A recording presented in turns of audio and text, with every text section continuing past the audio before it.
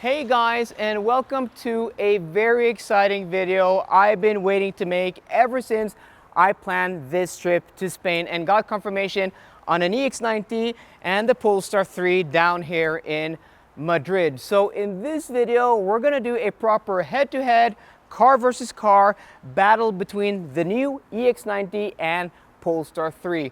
Both of these two cars are built on the same platform, Geely Group's SPA2 platform, or maybe Volvo's SPA2 platform that Polestar have been allowed to borrow and also use. All that I know is that this platform was actually co-developed by these two brands, and the underpinnings are pretty much the same. Same electric motors, same battery packs, but they should be tuned differently because Polestar and Volvo are now two completely separate brands. None of the brands have stake in one or the other, and also this is a three-row luxurious SUV that's maybe going to compete against other family electric SUVs like the Kia EV9, while this is a more low-slung, sporty five-seat electric SUV that's smaller on the outside and also has more of a sporting pedigree. But in this video, we're going to find out what are the differences, what are the similarities, and which one should you choose, the EX90 or the Polestar 3. Kempower offers some of the best DC fast chargers in the world with their unique, sleek, and modern load balancing charging satellites. The small satellites translates to elegant and streamlined charging locations. When you pull up to a Kempower charging station, you don't have to think about connecting to a charger that delivers the correct speed for your car.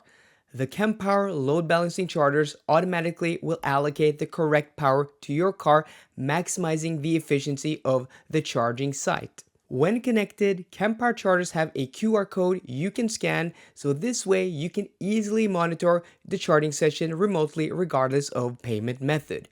That is just super cool. A huge thanks to my friends at Kempower in Finland for sponsoring this video. I think looking at the front end of these, it is interesting because they do look similar but have very different design philosophies. So if you come closer, you can see that the Polestar has the first iteration on a production car of the dual blade headlight design, which we've now seen with the Polestar 4, where it's actually separated completely, and we're going to see that with the Polestar 5. This is like a modern take on what we first saw with Volvo 10-12 years ago with the Thor's Hammer LED headlight. And what we could see with the Volvo is the new generation of Thor's Hammer, where we have, these blocks or sections, more like a pixelated look, and then you have the nail. So this is the hammer, this is the nail. This actually opens to reveal the headlights, which is pretty darn cool. You can see that this is lower. I think it is a good look, but I just, like that boxy shape. I just think this is a very attractive front end. I've been looking at this in the mirror while driving this, and also vice versa, like when we're driving these two cars back to back, and I'm like, oh, this is a pretty car, but this is a stunning and gorgeous car. If you come closer, the Polestar also has this grille section, which is actually a front spoiler where you can put your hand through that lets in air to make it more aerodynamic. So from the side, you can see that this is a low-slung and more low-slung than that EX90. I think this is like 163 centimeters tall. You can see that, it's about here to me, and with the EX90, it's not. Like that car's about my height or a little bit shorter. But this is, a more low-slung profile, more aerodynamic shape with this part that kicks up. It's a more sporty design with a lower drag coefficient, and that, shows when we have done range tests with these cars. It is an attractive car. But again, I prefer personally that boxy shape. I'm a huge fan of G-Wagons and Range Rovers, and though this is pretty, I just think the EX90 is prettier. What I really like with the Polestar 3 is this 3D rear light bar design that hooks around like this. It's just a very attractive design, and I think it's one of the most well-functioning design features on this car. Again, you can see how low this car is.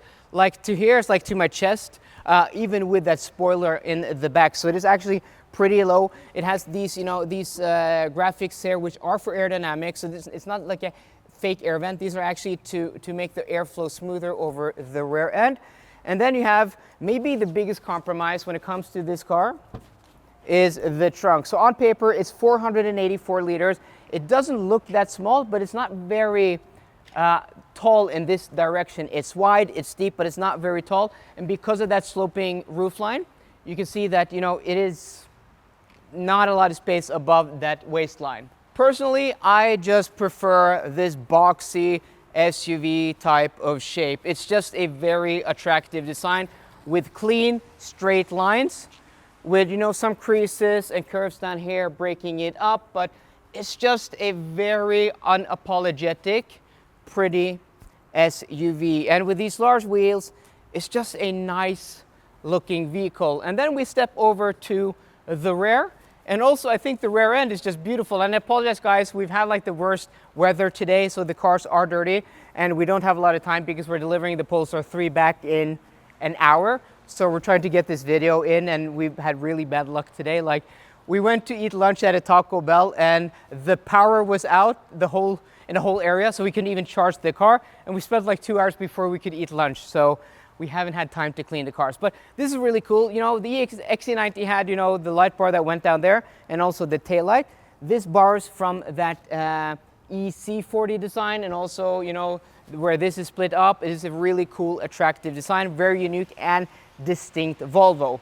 And then maybe the biggest party piece of this car compared to that car is the trunk. So this is with the third row folded up, right? And then you have the buttons here. You can put down the third row like that. And then, oh, you have to do that once again. There we go. And then,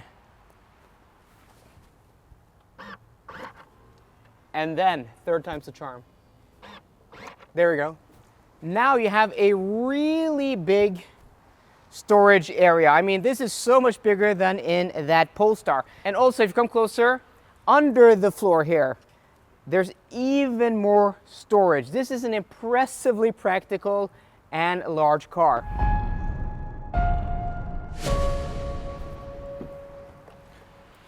Let's check out the interior of the Volvo EX90 first. And this has soft closed doors on all 4 doors as standard, I think.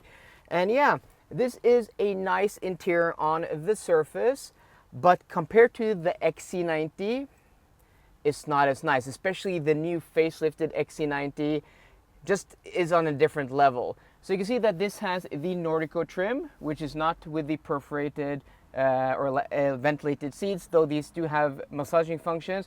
They are really nice and comfortable, but this Nordico trim is kind of like a wetsuit material, and I think the idea was to offer this instead of leather, but they've gotten a lot of pushback on that. So I think from the model year 26, they're now going to offer a Napa leather option for the EX90, elevating the sense of luxury and the quality of the cabin. Because, you know, quality isolated is nice, but compared to the XC90, it is a step back. So I think, you know, offering this with leather is going to be a step in the right direction. So on top, you have this faux type of leather material. You also have this wood trim that is illuminated at night. It looks very, very cool. You also have the central screen here. We've seen with the Polestar 3. This is built on the same platform. And what I really like is in the center console, you're going to see that later. This in the center console is pretty much the same as with the Polestar 3, but instead of having glossy black plastics, this is a wood trim, really nice with cup holders here, wireless phone charger, and also you have your volume knob there.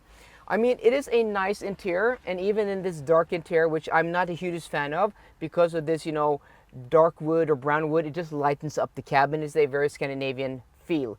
But quality is generally very good. You know, the steering wheel feels nice, the switchgear is nice, the buttons are nice, though down low in the cabin, you do have hard touchy and scratchy plastics, which you won't find in that Polestar 3. Seating position, you're sitting higher than in that Polestar 3, more of a traditional SUV type of driving position. So you have, you know, a commanding view. It is actually really nice. And again, these seats are comfortable.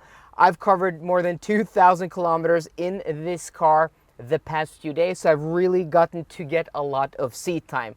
But, you know, a really nice driving position, comfortable seats, as I said. This also has the Bose sound system, and it's standard in this car. You can option for that Bowers & Wilkins sound system, but if you're not, you know, the most critical when it comes to audio, if you don't need, you know, the most premium sound system, I think this will probably suit 90% of the people, but for those who want, you know, that high fidelity, I'd go for that Bowers & Wilkins sound system because it's just gonna offer that next level sound quality and high fidelity. So it's really apparent that you have to step into the second row of this car. You do sit really high and nice, and these seats are adjustable lengthwise. So I'm sat behind myself here. I'm 180 centimeters, 5'11", and I can slide the seats up really nicely or back. And you know, there's not the most amount of knee room, but this is a 3-row SUV, so you do have, you know, a third row there. This is the 7-seat configuration. You can have this with 2 captain chairs instead. I'd probably configure mine as that because access to the third row is going to be a lot easier. We're going to check out the third row in a second. But what I really like here, especially compared to the Volvo EX90, I was very lucky to go to the launch to about a month ago, is that all of these, you know, electric cars, these dedicated electric car platforms are built with this battery pack in the floor, you know, a skateboard platform. And in the EX90, my knees were this high. You're sitting like that, but because this is an SUV, you sit high up the floor, you actually have a decent seating position, nice under thigh support. And look at this, if you come closer, there's a lot of room for my feet underneath the front seat. So it's just super comfortable, even in the middle. You're gonna sit comfortable, though this seat back here in the middle isn't very nice because this houses an armrest. So I'm like, if you want to carry passengers, I just go for the 6-seat configuration because this middle seat is just basically for children and nothing more than that. And I think you can have like a booster seat. Oh, that was not easy to close. Okay, there you go. You can have a booster seat with this, but that doesn't have it. So quality in the rear, really nice. You also have, you know, those soft closed doors in the rear, large panoramic sunroof, decent headroom. So I mean, adults way above 6 foot, they're still going to be very comfortable in the rear. And because you sit, you know, kind of stadium seating, you have a really nice view out of the front. So if you come closer here, there are actually buttons here to fold or to fold down or fold up the third row. That is actually really nice. So to get into the third row, you pull this lever here, and if you take a look in there, now the third row is folded down, right? So I can push the buttons here and I can fold it up, and I can also fold up the other seat there, and then slide this all the way, and then let's see if I can get into the back. So it's not the easiest access because, you know, you are in that 7-seat configuration, and you can see here, I mean, headroom, I have about half a centimeter, but knee room is pretty limited. So if I do this, yeah, if I grab the camera here, I'm gonna show you guys that I barely have any room here at all. So if you're gonna carry like adults in the rear, not very big. The Polestar 3 also has soft closed doors like the EX90. I mean, these two cars are built on the same platform, so the underpinnings are gonna be pretty much the same suspension, same battery pack, same tech, same electric motors, and a lot of the same hardware on the inside. Basically the same steering wheel, and also you can see the layout here is pretty much the same, but this looks so nasty, you know, this glossy black plastic, it's scratchy. Yeah, I would probably order the Volvo parts and replace that for my own vehicle because this just doesn't do it for me. Like, why do you do this in 2025 Polestar? Same screen also, and as I said, the steering wheel layout is the same, though the steering wheel rim is different. This feels like a nicer type of material. This is leather, and also the tolerances are so much nicer. And also, this has the optional Bowers & Wilkins sound system, so you're gonna get, you know, more jewelry. It just looks prettier. If you take a look at the doors down there, you can see that the speaker grills just look very, very nice and beautiful. So the overall layout of the interior is the same, but it is a different dashboard. The door cards are different. And where the Volvo, you know, has compromises when it comes to interior quality and is a step back from the XC90, this compared to an XC90 is on the same level or maybe higher. So first off, you have the optional Napa leather interior, ventilated seats, cooled seats that we're gonna get in that EX90 eventually. But I have to say, you know, this wood decor is just prettier. This is proper wood, this isn't backlit, this is actually proper wood. And then on the top of the dashboard, I really like this because this is a stitch type of fabric. You can see the stitching and also the details on the corner over there. We have the same on the doors and also that Bowers & Wilkins logo. And then on the center console, this is not hard touch plastics. Also on the lower door cards, it's not hard touch plastics. So overall, it's just a nicer interior. And instead of using that faux leather on the dashboard, I really liked, you know, this fabric and also fabric on the doors here. It's just a smarter choice when it comes to materials. That when I compare this to the Porsche Macan late last year that had the optional leather, a lot of options, and I said in that video that, you know, this isn't necessarily lower in quality, it's just different. So compared to that Volvo, this is like a Porsche compared to the Audi Q6 e-tron. Maybe the gap is a little bit smaller between this and the EX90 and the Macan and the Q6 e-tron, but that's pretty much how I feel. This is a really, really beautiful interior. So it is apparent right away that when you're stepping into the rear seats of the Polestar 3, you're not stepping nearly as high as that EX90. You're sitting a lot closer to the floor, and that's both a benefit and, you know, a drawback, because the benefit is step-in height is a lot smaller. So if you're short, if you have problems, you know, stepping up, it's good, but you sit much lower. Though this seat, there's a lot more knee room. I'm feeling like I'm sitting on the floor. I don't have as much under thigh support, and also I don't have as much room underneath the front seats, which is a little bit odd. So I don't know, I would probably, I mean, this is nice, like you can lay back and chill, but I like the seating position in the rear of that EX90 better. But with that being said, quality is pretty nice here. This beautiful leather, and also, you know, this armrest is so much nicer than what we had with that EX90, where we had those cheap cup holders. This is, you know, beautiful metal trim here, really nice quality and action of that cup holder, and this beautiful, you know, perforated Napa leather on top. It's just a nicer place to sit when it comes to the materials and the ambiance. But I actually prefer having less knee room and sitting higher and at a normal angle compared to this.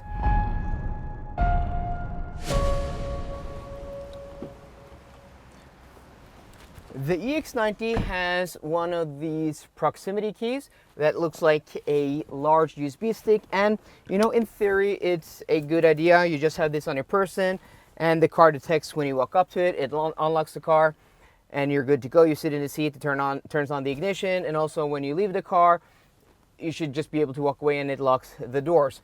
Or there's an indentation on the door that you can, you know, just put your finger on and the car locks. But that has not worked all the time, and sometimes, you know, if you leave the car, you lock it, and then you want to get back into the car before leaving the zone of the proximity key, yeah, it gets confused. So why don't just give me, you know, normal buttons so I can override those functions, because that tech isn't perfect. And yeah, there are always issues with cars that have it, but it's getting better. But with this car, there have been a few issues. So this car also has all of the ADAS systems, the safety systems, the GSR2 EU mandate that were implemented in July of 2024. So every time you get into the car, every time you do a key off, key on cycle, you have functions like lane keeping aid, intelligent speed assistant, and also distraction alert or driver alert systems that have to turn on even though you turn them off every key off, key on cycle. With this car, you just go into this shortcut here, and then you can turn off lane keeping aid and also intelligent speed assistant or speed limit warning, whatever you want to call it. But there's another thing I want to turn off with this car that can, you know, get annoying with these Volvos, and that is the distraction alert.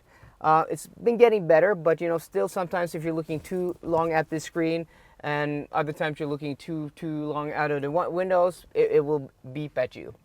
So you have a gear selector here, pull that down, and then you're ready to go.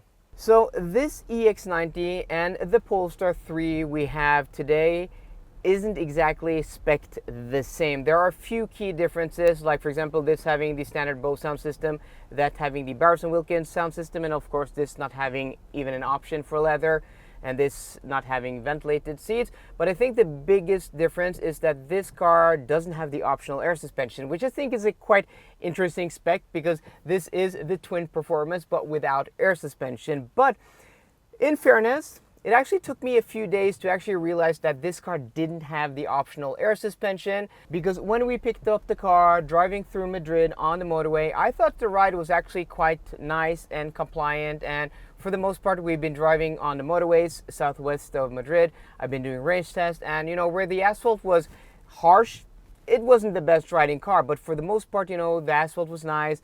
And also we took it to Lisbon, and it wasn't before we arrived in Cascais, where we're going to stay at in the hotel, and driving through those streets with, bad asphalt, I was like, this ride is pretty choppy. This ride is pretty crashy. More crashy and choppy than I remember this platform being in the EX90 I drove earlier this year in Luleå, and also, the Polestar 3. And then I was thinking maybe it's in some kind of range mode where, it hunkers down on a suspension like other electric cars, to get better aerodynamics. And I didn't think much about it. And then we drove back from Lisbon to Madrid yesterday. And then again on the motorway, I'm like, yeah, it's pretty decent. And also body control, side to side motion, this way also going fast. It was just, really nice and controlled. And then we got into Talavera, picking up the Polestar 3. We parked there. And I'm like, oh, this ride is kind of crashy again.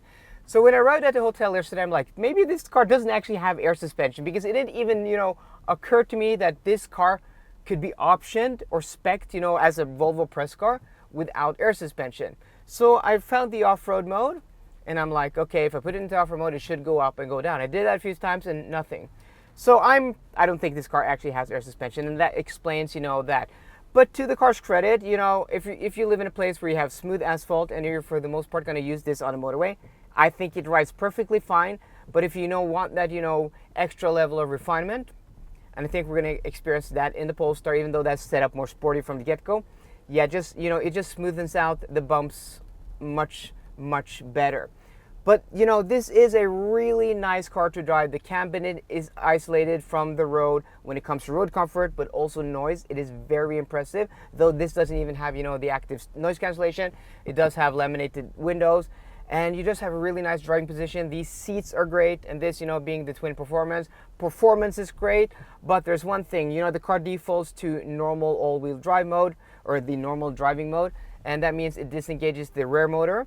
And if you want full power, it feels like a kick down. It's kind of slow to engage. There is a shortcut here that you can turn on and off, which makes it quicker. And also that shortcut, defaults to one of these favorites, which are the last icons you've been using. So, I mean, it's not bad, but I wish, there was just a button here all the time. Here's now performance, but that will change, depending on where shortcuts are, which is a good idea. But, the icons changing all the time, I'm not a huge fan of that. So, this asphalt here, this car is on 21-inch wheels, big wheels and tires. So this is the type of surface you're really going to feel with this car.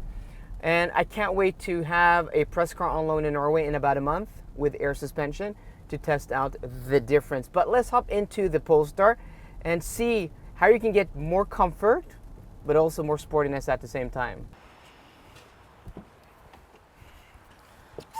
So like the Volvo, this also has that same proximity key with no buttons that looks like an USB, an SPU, and a USB stick. Guys, it's been like 5 days of intense filming.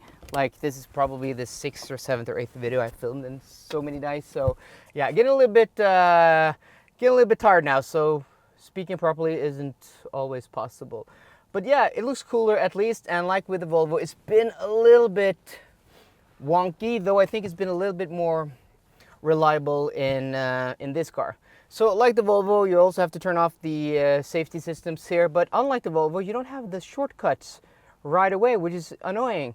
So you go in here, and then you go into settings, and then you go into assistant, and then you go in here, but you can also turn off everything in the same place. So I don't know, it's kind of a wash, like which one is easiest when you still have to turn off all the safety systems. Doesn't matter if you have a shortcut, because to turn off the last one you have to go into a menu. So maybe I even prefer this here. Drive is here, and the big difference between this car I'm also going to show you is that this car has drive modes. Much more selection when it comes to the drive mode. So you can of course do one pedal drive on and off. I like that on, creep off, also you see sport mode on and off, raise suspension for off-road mode or hill descent mode, also power delivery the same, but also here, because this has air suspension, you can also adjust that suspension. So I like steering in light and standard. And this car, when I first were driving these cars back to back, you know, the first few days we arrived here doing range test, I'm like, ooh, this is tuned a lot better. They've spent a lot more time. And I even say that in one of the videos. So like it feels like they've spent more time developing this car. And you know, I know the team like Joachim Rydholm and Roger and the guys from Polestar. I met them several times. You know, I was very lucky to drive this car as a prototype early last year in the north of Sweden with on an ice track with you know, Joachim Rydholm, who's the chief test engineer for vehicle dynamics. So you know, I've had a lot of seat time in this car, and I'm like, ooh, this just feels more like a Porsche. Again, you know, that comparison where I did with the interior just feels more like a Porsche. And that was, you know, the impressions. And my videographer Louise, she's been, you know, driving these cars, and I'm like, so which one do you like best? She's like, oh, I like the Polestar. I like the Polestar. And I'm like, yeah, I like the Polestar better also. The steering, I'm going to say like the steering, the tuning, the steering in the Volvo is very precise. It's nicely weighted, but there's not a lot of feel. This has the same, but this has like a lightness to it, but also more feel. And I like that lightness. It makes everything feel more nimble. That Volvo off-center at low speed just feels artificially heavy. This is just really, really nice. But also the throttle calibration, the one-pedal drive, the brake feel, everything is just a little bit more taut and more refined in this car. And also now that I know that this has air suspension and the EX90 doesn't, that may explain why I think this drives, you know, so much better than that EX90, because I think there was just, you know, quite a big difference in the way they drive, but that may be down to the air suspension. I can't, you know, do a proper conclusion with that before I have an EX90 on air suspension on loan. But if this is the difference between air suspension and not air suspension, and if the EX90 did have air suspension and the differences would have been a lot less, I say get the air suspension in that EX90. It's just going to make, you know, your life a lot nicer. Not only will you have, you know, the flexibility of raising and lowering the car while going on a motorway, probably, you know, gonna just get a little bit more range and more efficiency out of the car, but also that comfort. It's just a really nice and comfortable car, and it's just impressive the way this drives. You know, I have daily a Porsche Taycan Cross Turismo, so I made comparison videos between my car and this car, and I think this is a very, very impressively driving car compared to my Porsche. So of course, I think it's going to be better to drive than that EX90. But the question is it due to the air suspension? Probably not all due to the air suspension, but that's probably, you know, a determining factor. But I think either way, this is just, out of the two, this drives better. It has a nicer interior, it's more efficient, and yeah, it's just a cool car. Okay guys, so which of these should you choose? Well, I think what you should choose and what I should choose may be different. They aren't, you know, always the same. But I think this actually, for me, because of the way it looks, because of the interior space, because, you know, of the Volvo brand and the dealer and service network and what you're getting for your money, I would probably get this because I like this just a little bit more. But it's also very hard because this is better to drive, it's more sporty, it's more comfortable, it has a nicer interior, though I think this actually looks better. This is such a beautiful car. It's not a bad looking car, but I just like the fact that you're sitting higher. I like the fact that it is prettier. And I'm just, you know, a sucker for those traditional SUV proportions. And it's hard to say because I think this with air suspension, if we had that car today, it would probably be much closer in the driving dynamic parts. But for me, if I wanted a car that was more sporty, I would probably go for a car that is more sporty, like a Porsche Taycan, a used one maybe. I don't know. I don't think you can go wrong either way. They are both great. This offers more range in the real world, but this is a very, very good car too. I don't think you can go wrong with either. So guys, let me know which one you choose, the EX90 or the Polestar 3, and why. Do you agree with me or do you disagree? So guys, I hope you enjoyed today's video. If you did, please drop me a thumbs up down below. And for more car content, as always, please subscribe. See you guys later and goodbye.